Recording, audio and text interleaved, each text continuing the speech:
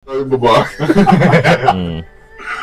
Hindi, anak nila yun, yung istorya. Anak nila. Reaction video. So, Kong TV featuring Kulob. So, si Kong TV nag-react na siya sa issue niya kay Kulob. So, ito na, panoorin natin. So, si Kong TV nag-ano siya, nag-daily streaming siya ngayon. So, ngayon, topic niya is like yung mga vlogging, mga dati niya mga ginawa niya video. So, kinakalkal niya nakaraan. So, ito yun. Ano mga sa kanila? Ano storya? Breakdown? Di parang ano yung so, yung casually lang talaga. Yung inabot dun sa simula na sulat ni Julie Boy, result pala yun nung babae. Oo. Kasi dati gumagawa sila mga music video, mga episode, saka mga may sakit. Nung nabasa niya, pa si Kong TV talaga. patay na yung babae. Yung sila Junie Boy. Doon niya palang nalaman ano yung kinamatay. Oo. O akala niya na wala lang yung nakita mo babae. yung deepen nila na pag ano. Hindi, patay na yung babae. Kasi nakalagay doon. Di mo kasi binasa yung yung sulat. Ay, Saan mo? kaya mo na. Tapos na. Uy, sakto. Ligaw tingin. So, yun o. Talagang hindi niya iniwasan yung topic. Talagang pinindot niya at panonorin niya yung ligaw tingin. Oo. Kasi magko-comments yan. Offline gisingin sila live. Kasi pag Next time guys, parang kasi mabawa. kapag live, hindi mo pwedeng edit yan on the spot kaya medyo mahirap tayo, kasi iba dyan pagod talaga eh. Gisingin daw sila ng live. Hindi ko naman tayo sa kaya manahimik tayo rito. In-order mo naman.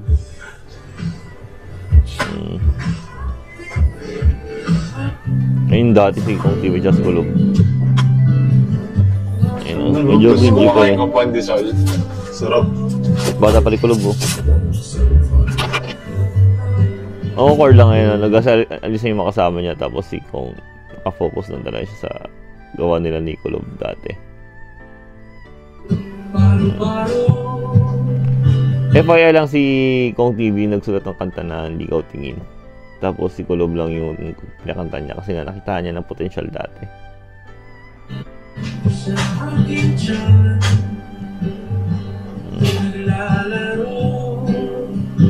Yung nostalgic lang.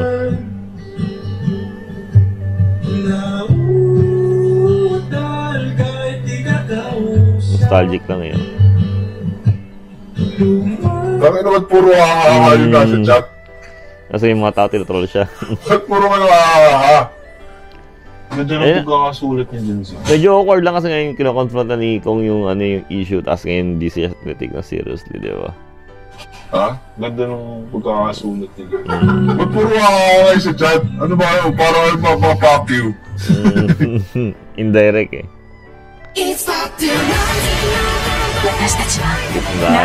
Magag tayo, mag-ads. Na-appreciate ko lang yung kanta kung nagsulat na eh. O siya nagsulat talaga, o.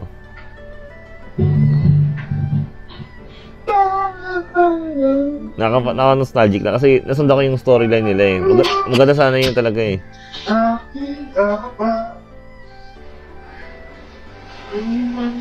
Isipin mo, a kid from nowhere, tas kinuha niya lang, di ba? Para, alam mo yung stardom, umangat talaga.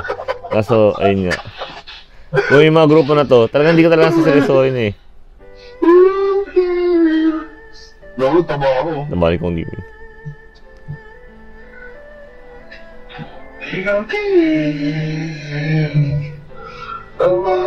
May stardom niya sa yung siguro eh. Kaso siya nung way out of his head talaga eh.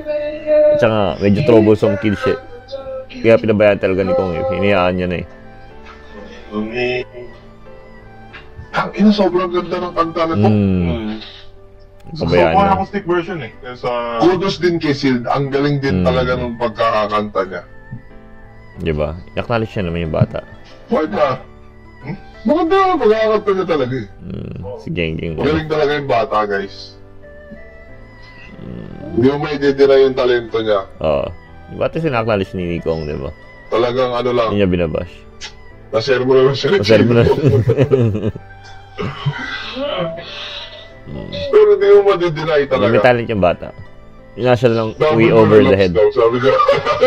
Relapse. Ulit. Wala, pag-tripan ka na talaga ni Kong talaga. relapse saglit. Tapos,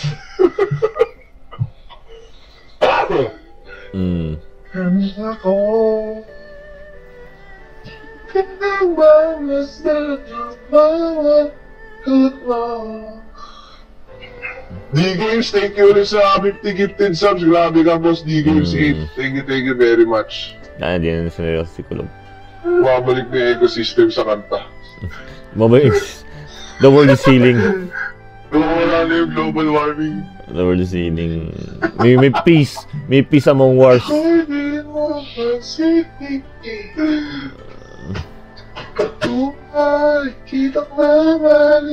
Kong TVS kumanta niyan. Sayang lang din. Yung kung napuna ka na yung copyrights ng kanta.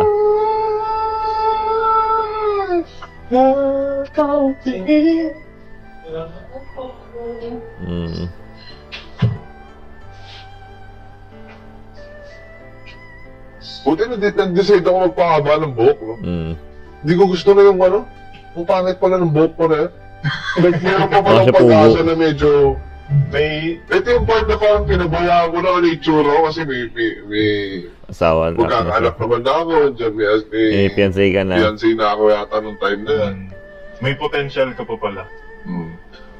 Pero sobrang ganda. Itong kwento ni Sid sa vlog ni Kong TV. Sobrang ganda ng narrative nito.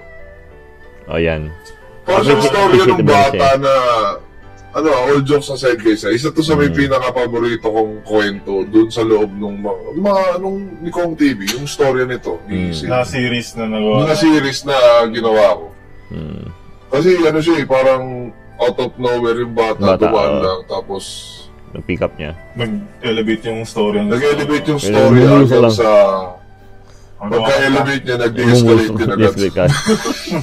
Hindi, meron jokes aside, di ba? Nag-ano siya. Sa yung success story yung bata. Basta nung hindi pa nangyayari lahat ng mga nangyayari, feeling ko, nag-enjoy din kayo.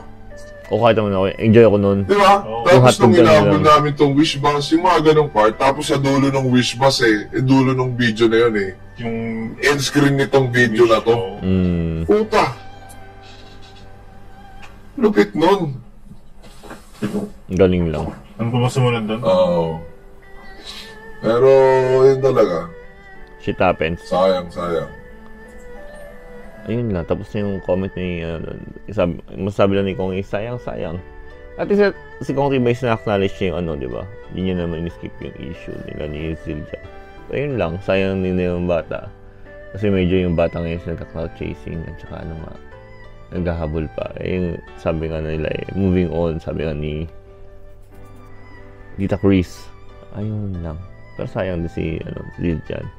Sayang yung from stardom to escalating lang. Pero at least si Kong, hindi niya hinipe, hindi niya biniro, hindi niya pigtripan, di ba? Talaga, pero sa grupo ng Team Plyman, hindi ka nila siseryosohin talaga. Kasi pagtitripan ka talaga nila. Yun lang. That's more for me, for my interaction and commentary. Yun lang. If you like this kind of video, reaction video, commentary, please like and subscribe my YouTube channel. Maraming salamat sa ulit and skirt.